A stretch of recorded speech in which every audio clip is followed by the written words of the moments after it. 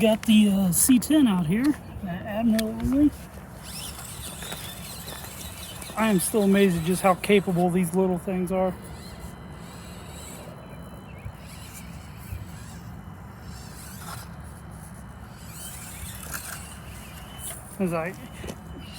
It's a totally different skill set to drive these on this big course. When I say big course, I'm out here. And we have talked about making a dedicated 124 area.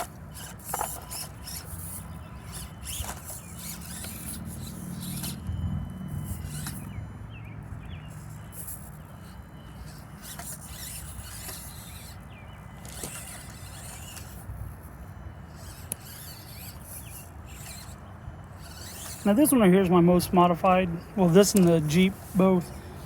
The difference between the two is this one has smaller tires than the Jeep, but it's got heavier rims.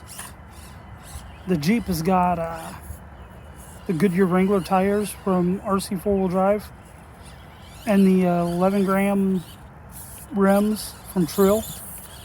And this has got the Thornbirds from RC 4-wheel drive with the 22 gram rims. Well, it used to be able to climb through here. Enough stuff may have shifted to alter that.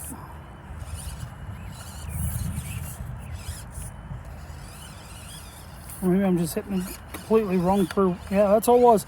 Driver error. I just need to drive it better. Stuff was shifted. It was just need to be done different. I wonder, can I make this off camber and then up that, and then where does it take me out at? Like how would that go?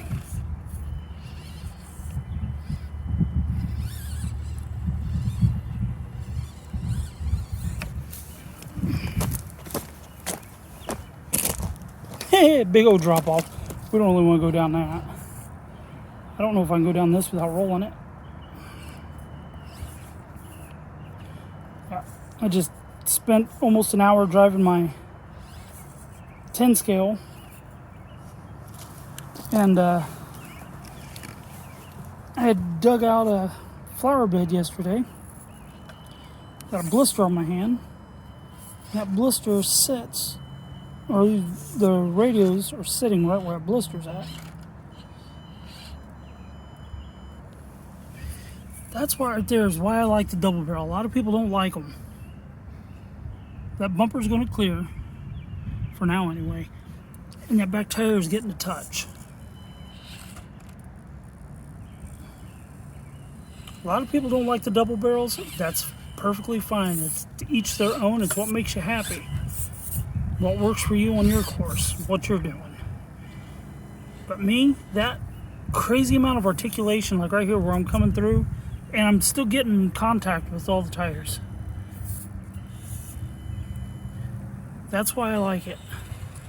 I run the stock shocks on it to keep the center of gravity low. The other shocks keeps the body too high, but I don't run any body weight on these. The only thing body weight wise you might be able to consider is aftermarket servo. I've got the Emax servo.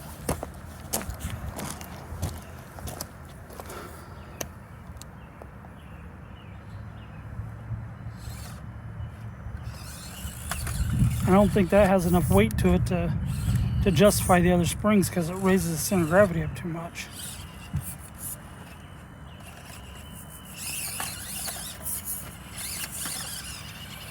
Everybody wants to go with the brushless and everything, and you know, I thought I was going to have to with the my deadbolt because I had scramblers on it, but I decided instead of keeping the scramblers on there because it made the center of gravity too tall for me.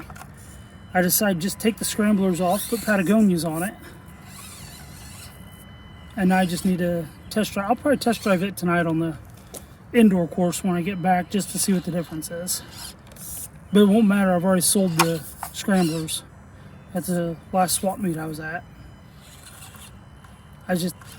I knew that those were not going to work for me.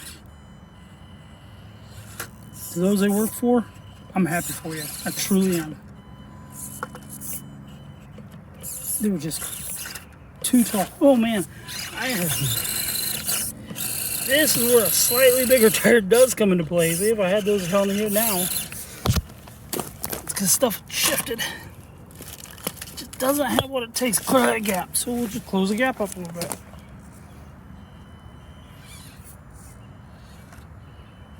There we go.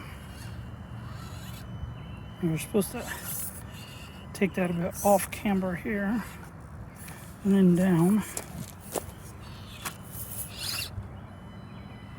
Ooh. There we go.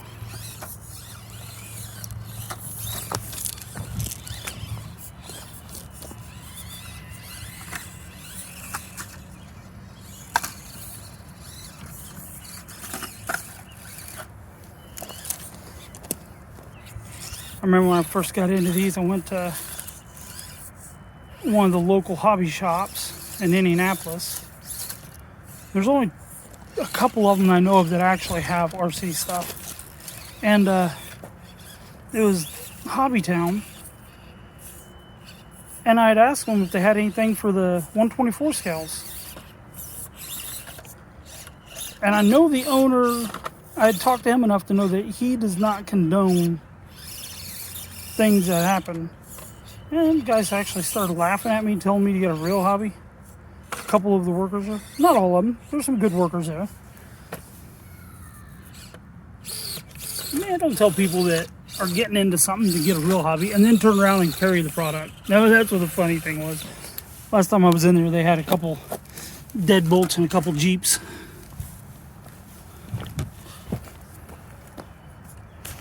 But like I said, I've managed to talk to the owner. He's a good guy. I believe his name was Bill Scott, I think. Could be wrong on that. He's a good guy. He does what he can to do things right. I like him. There was a couple of the other workers there. I don't know any of their names, but there was a couple of them there. They're good guys. I mean, you talk to them and they do what they can to help you.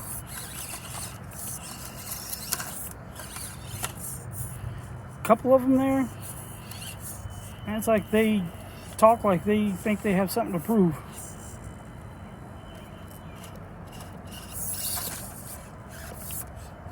It's like, I'm just learning who's who, and it's like, well, I know that these are the individuals I want to deal with when I go in there. I'll talk to any of them, but there's certain people to talk to and certain ones you don't. I have noticed I'll go to NDRC. Now, NDRC does indoor racing, off-road, on-road. Like, so they got like the slashes and stuff. They race indoor on the carpet, and they've got different types of oval racing. They do figure eight racing. So they got all kinds of stuff there. But every person I have talked to at NDRC has treated me the same with the same amount of respect. Each individual did. I can already tell that's not right.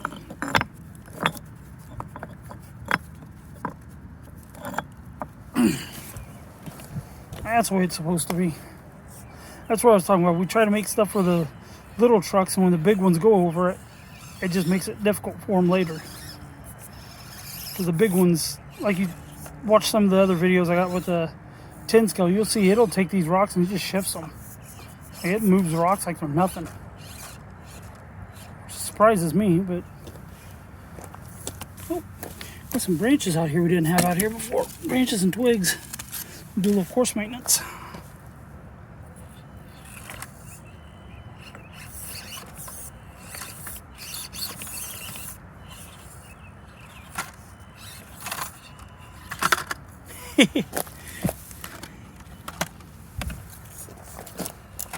I love the way those Stormbirds look on the C-10 also. For me, they're just the right size. I don't get too much body rub with them. They get the job done. They've got a nice aggressive, yet still a scale look to them.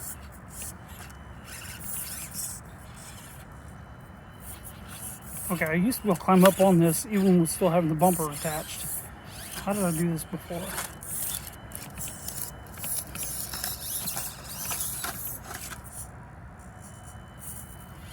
Try to figure this out. And so, Hobbytown has a 110 indoor course, and NDRC has a 124 indoor course. NDRC's got a good idea. Oh, there we go. NDRC's got a good idea with their 124 course, but it's just like it's lacking something. It needs a little work. I really want to go out there. I might do that later. I don't know.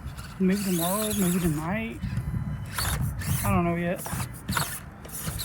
We'll go up there and give it a run, see what it's like on theirs.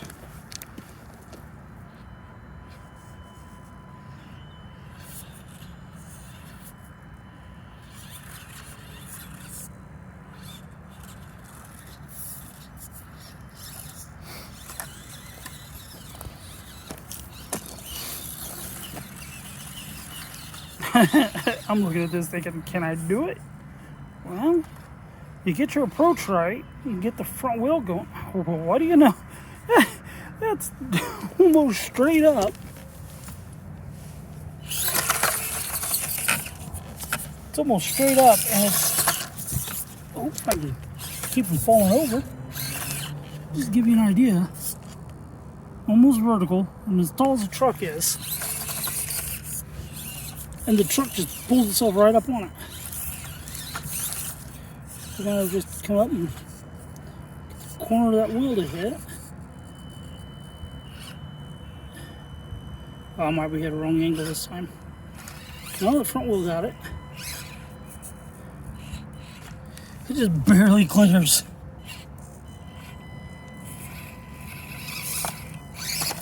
Well, that time it didn't clear. It drug its way over it.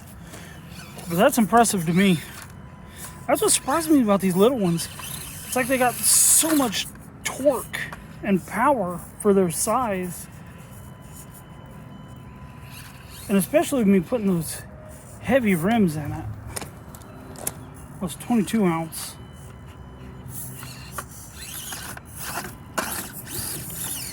Oh, I don't think I'm getting out of that. Nope. I'll just put it up here. But yeah, having those 22 ounce rims, I mean, it really helps keep it planted and helps it climb stuff that you normally wouldn't think it could do.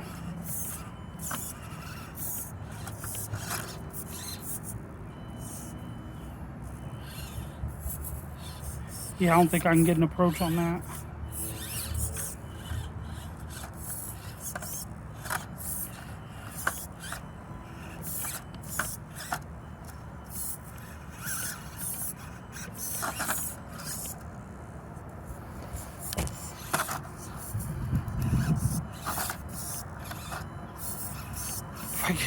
It's one of those things, if I took the bumper off, maybe.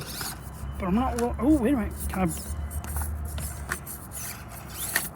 I, ooh. Are we going to get it that way? Nope, I don't think so.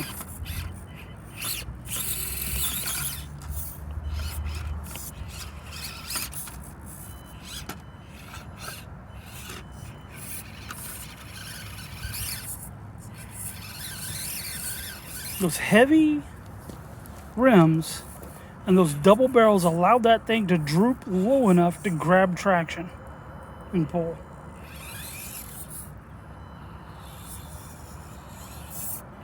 I know Stan's looking at upgrading his. He's got the Jeep version of these, and I know I gave him some Patagonias because I had an extra set to give to him. And I think he might be impressed if he decides to go with the 22s for the stuff we do out here. Because he doesn't have a home course like I do yet.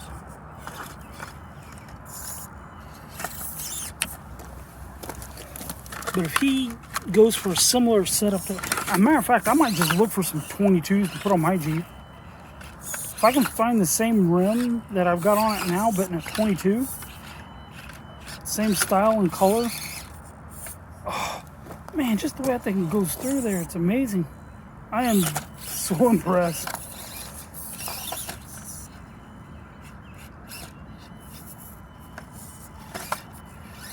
If you're wanting to know, I do have a build videos where I take this thing from stock to where it's at.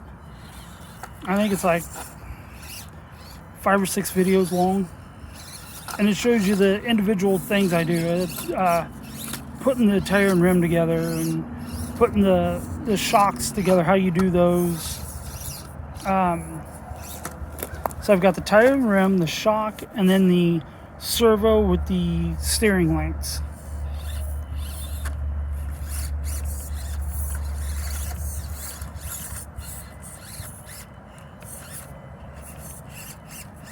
Oh, come on now.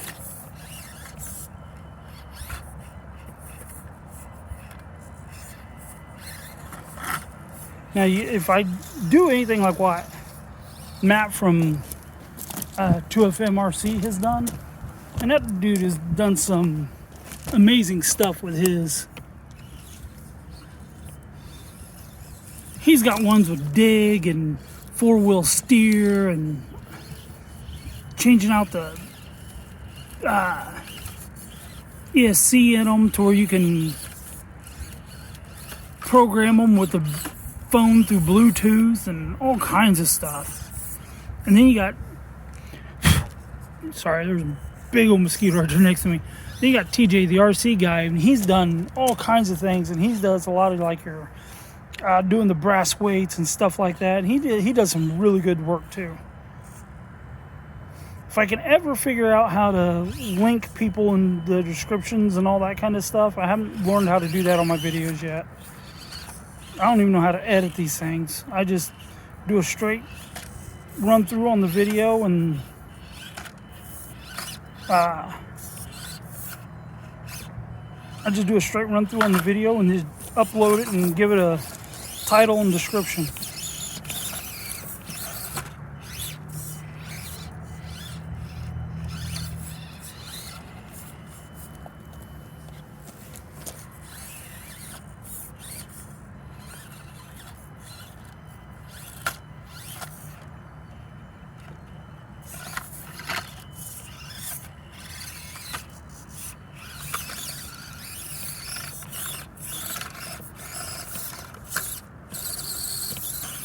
You know what I want to do? I want to take this over to the... I want to get it out of this hole first. Any way I can get it out of this hole, I'll take.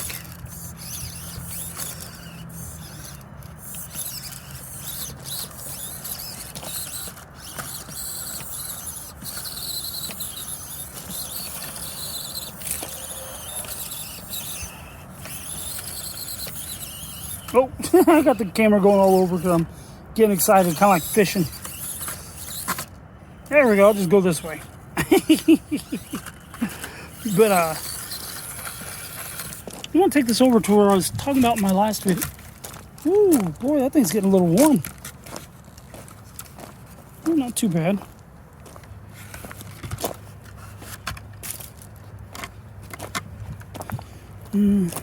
See up in there where the motor is. There's transmission on this side where you can get up in. That is picking up some heat to it.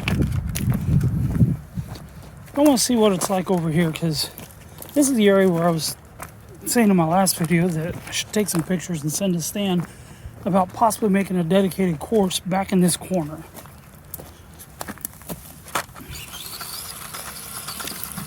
Because the big ones will come across all this,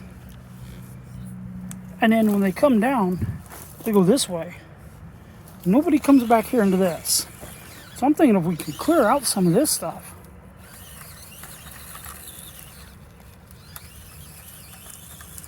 If we can clear out some of this, there might be enough back here to really make something out of it.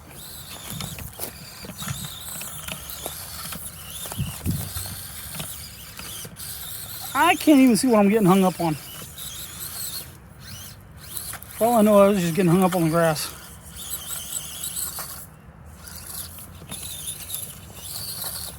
Yeah, but if we bring it maybe over at about in here,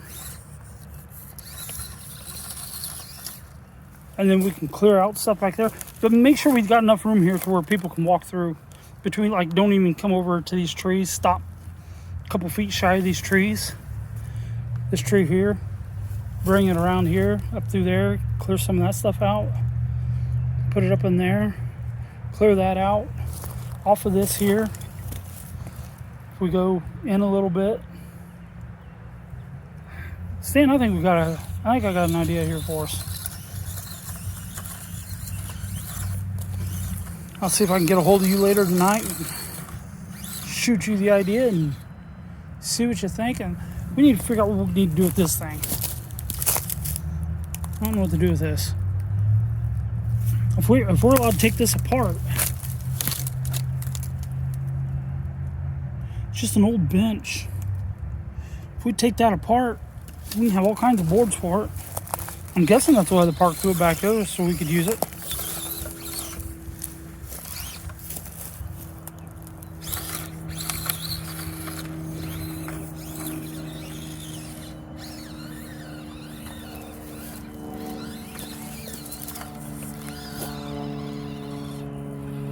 This is nuts. I don't know why I'm trying this. Probably because it's like, oh, I wonder if I can do that.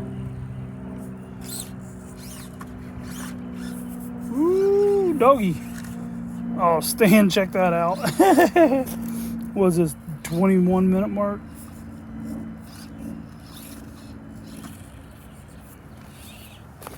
Oh, where to next? Yeah, I wonder if I can climb that.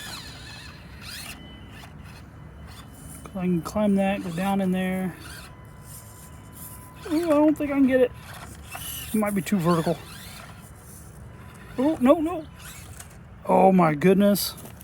Ooh, doggy.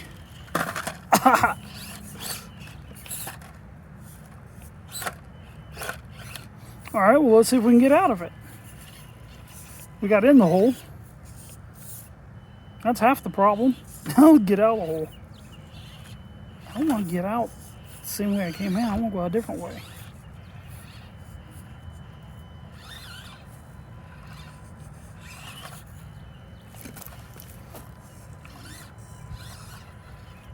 It's like a whole new set of obstacles for these old things. Oh my goodness. Now what? Can this be done?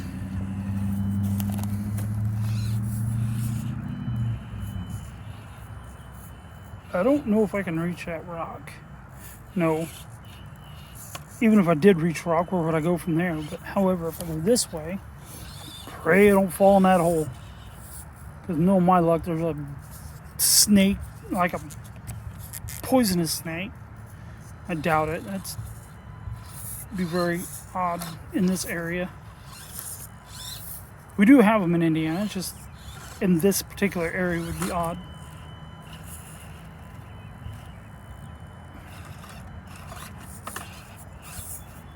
Oh my goodness. Oh. I don't know if I can make that or not. Well, instead of going that way, let's try something that looks a little more doable.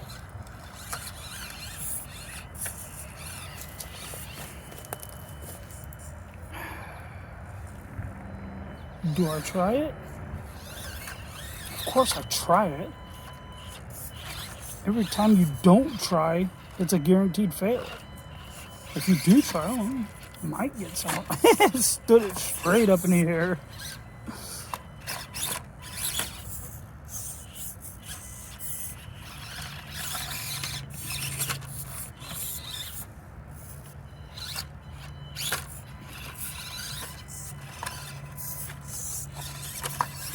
Alright, well, let's try a different angle.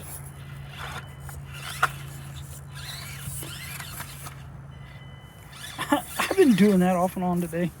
Putting things right up on the edge of them.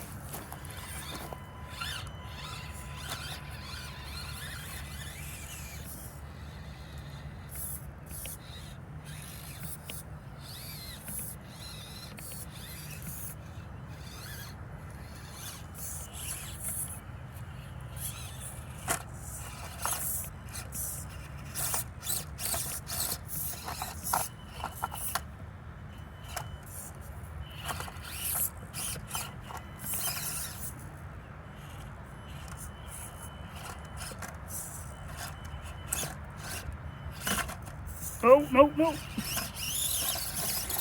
Ah! Try that again. Maybe a little different.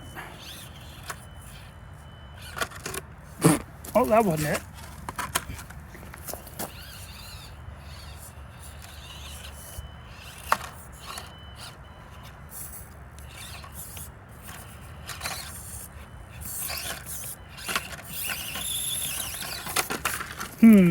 I wonder if there is a way to do this without adding anything or taking that bumper off. And it's actually not the bumper that's catching, it's the steering link. It's like, see, I think the bumper's clearing, but that steering link's still catching. Oh, it's a servo. The servo horn was catching. He did it. Oh my goodness. That little C-10, man, this thing is, it's a tough one, that's for sure. Standing straight up, well, it was standing up in the air for us. Three-wheeling.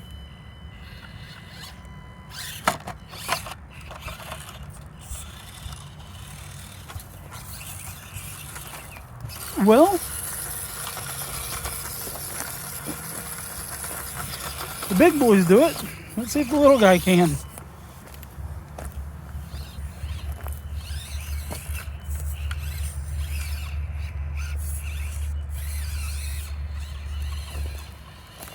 Let's see, the big boys, they straddle this.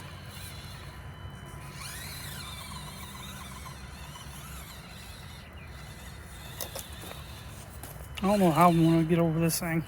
I don't know if I can.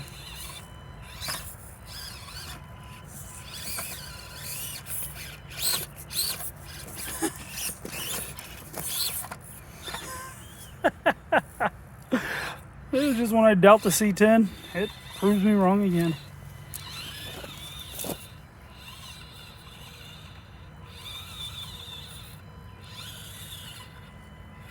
I don't know how much longer this battery's gonna last, especially with the way I've been driving this thing.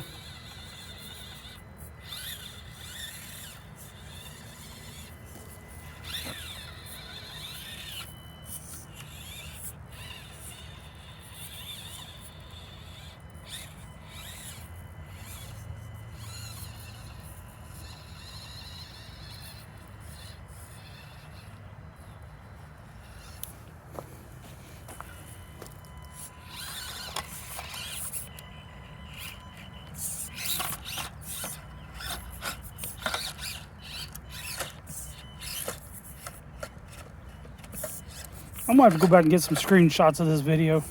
That's for sure.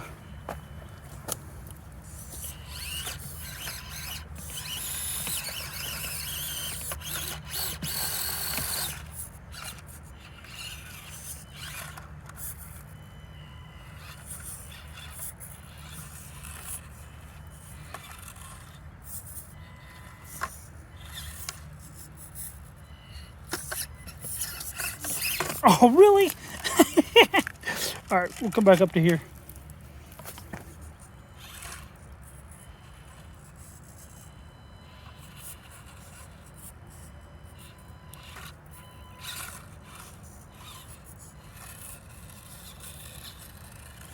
Oh, all right. Let's try it again.